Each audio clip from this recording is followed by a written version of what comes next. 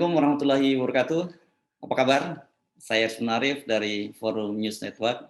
Senang sekali bisa menjumpai Anda semua. Sayangnya kegembiraan itu tidak berbanding lurus dengan berita-berita yang ingin saya sampaikan pada Anda. Kepala Badan Kepegawaian Negara Bima Haria Wibisana membawa kabar buruk. Menteri Sosial Tri Risma hari ini juga membawa kabar buruk. Ini kalau Kepala BKN, ini Bima Haria Wibisana, menyampaikan informasi yang membuat saya dan saya yakin Anda semua juga geleng-geleng kepala. Ternyata BKN atau Badan Kepegawaian Negara itu pernah menemukan data ada 97.000 pegawai negeri sipil yang misterius. Kenapa disebut misterius ini?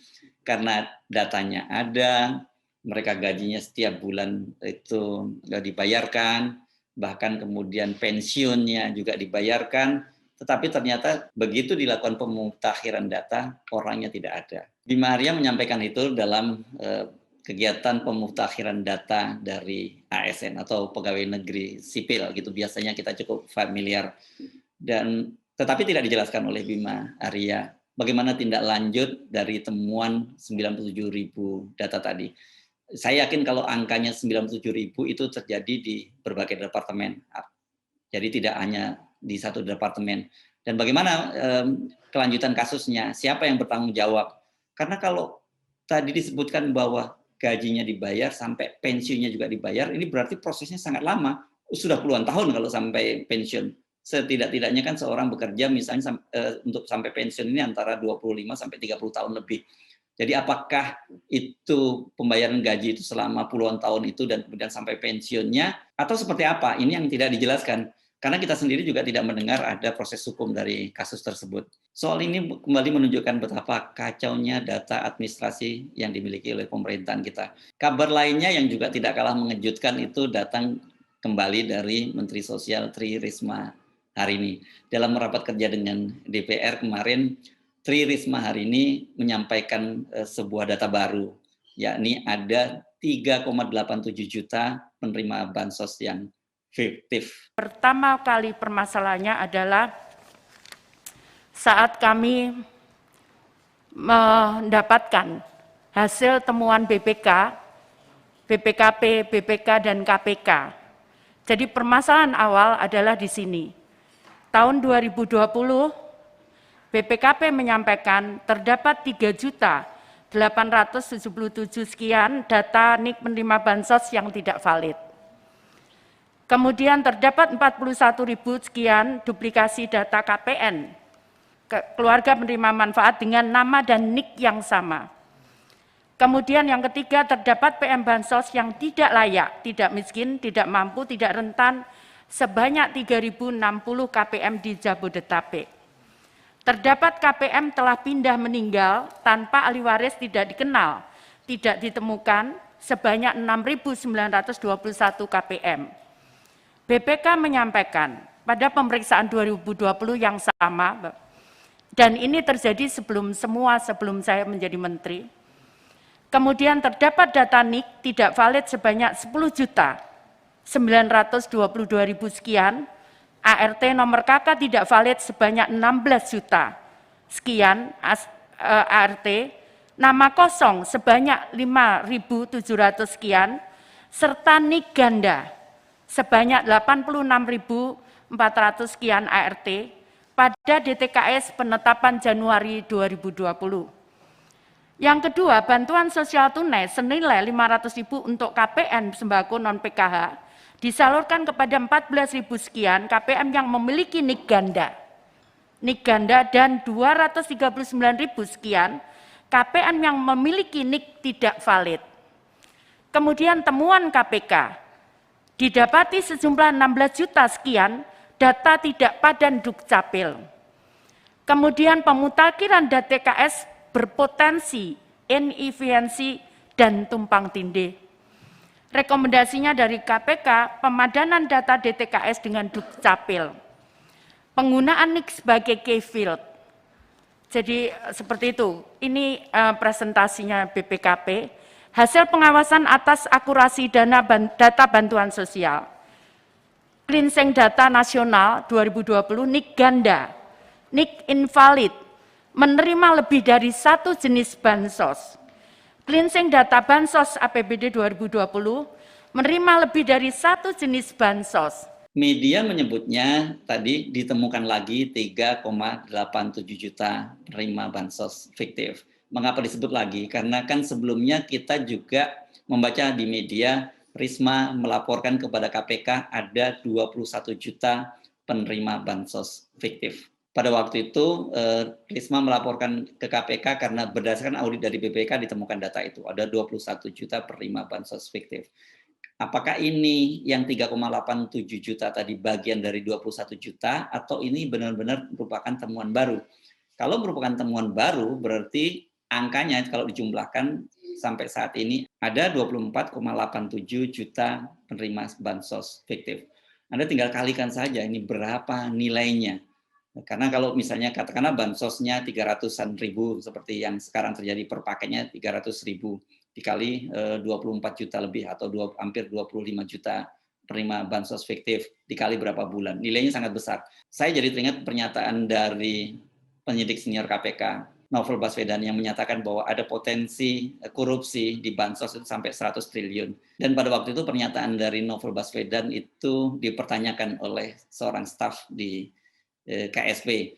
Menurut dia angka yang disampaikan oleh Novel Baswedan tadi sangat fantastis. Sebab alokasi dana yang diperuntukkan untuk bansos saja hanya sekitar 140 sekian triliun. Artinya kalau sampai ada korupsi sampai 100 triliun ini kan semua bansos itu semua dana bansos dikorupsi. Tapi mungkin saja itu bukan spekulasi karena kita tahu sendiri ada korupsi yang dilakukan oleh Menteri Yuliari Batubara. Yang dipotong itu waktu itu yang disebutkan yang dipotong oleh Yuliari hanya Rp10.000 per paket. Tetapi kan banyak sekali potongan-potongan muncul. Ada spekulasi, ada informasi korupsi yang dilakukan sejumlah anggota DPR, ada disebut Madam Bansos, ada juga korupsi di bidang goodie bag, dan banyak data-data lain berkaitan dengan korupsi di Bansos ini. Masyarakat anti korupsi, MAKI misalnya menyebut potongan-potongan itu tidak hanya 10% seperti yang dilakukan oleh Yuliari. Jumlah paket yang diterima oleh penerima bansos itu diperkirakan jauh di bawah 300.000. Potongannya mulai macam-macam. Ada mulai dari potongan yang resmi berupa transportasi, kemudian potongan untuk proyek goodie bag, kemudian potongan untuk keuntungan dari para supplier atau penyedia paket bansos, dan pungutan-pungutan lain. Jadi benar-benar proyek bansos ini menjadi proyek bancakan. Nah, kalau sekarang kemudian ada data baru seperti yang disampaikan oleh Tri Risma hari ini bahwa data fiktifnya itu ada 21 juta plus 3,87 juta lagi. Jadi memang betul-betul dana bansos itu habis-habisan dipakai bancakan oleh aparat penyelenggara negara. Soal kekacauan data inilah yang banyak disoroti oleh pimpinan Komisi 8 Yandri Susanto. Dalam rapat kerja dengan Risma, Menteri Sosial Risma, Yandri menyampaikan informasi yang juga cukup menarik. Kekacauan data ini ternyata tidak hanya di kalangan di BKN dan kemudian juga di Kementerian Sosial. Ternyata pada waktu Yandri tadi disebutkan ketika dia di Komisi 2, ini juga berkaitan dengan data pemilu. Kami memang betul merasakan ada orang yang berhak mendapatkan bansos justru tidak mendapatkan, Bu Menteri.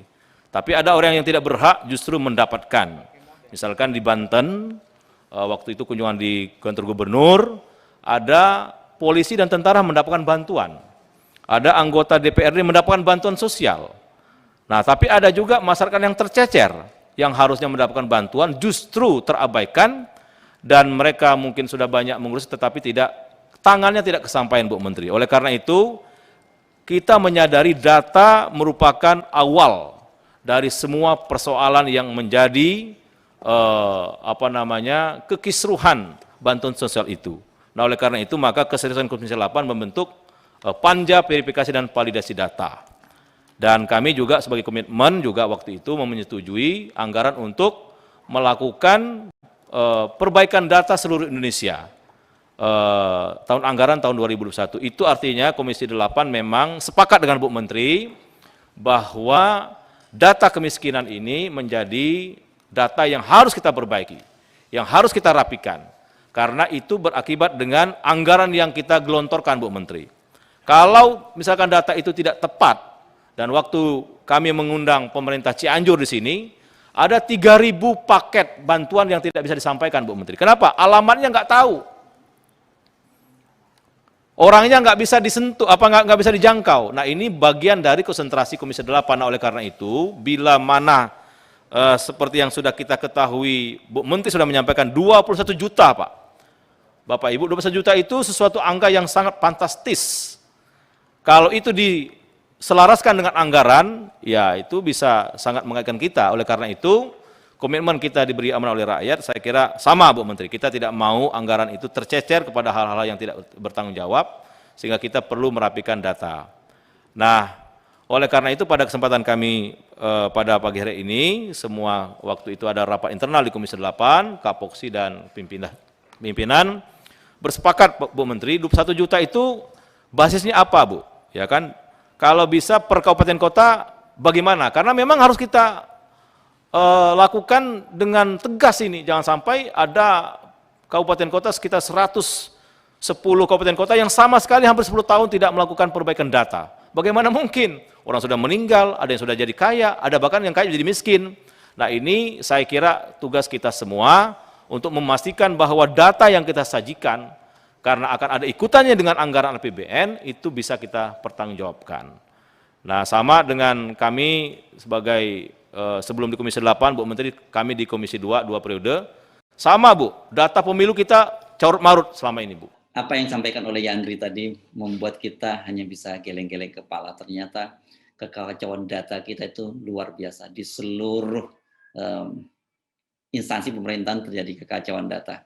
Dan kelemahan data inilah yang dimanfaatkan oleh para pejabat-pejabat yang mentalitasnya jahat, mentalitasnya korup. Mereka mengeruk keuntungan dengan membuat data fiktif, mulai dari pegawai negeri sampai kemudian juga menerima bansos. Nah, tadi kalau berkaitan dengan data pemilu, ini juga kecurangannya luar biasa karena berpengaruh terhadap pemilu, mulai dari pemilu di tingkat daerah, pemilu legislatif, bahkan sampai kepada pemilihan presiden. Kita hanya bisa berdoa sebagai rakyat, mudah-mudahan bangsa ini selamat, tidak diazab oleh Allah Subhanahu wa taala karena kecurangan dan korupsi merajalela.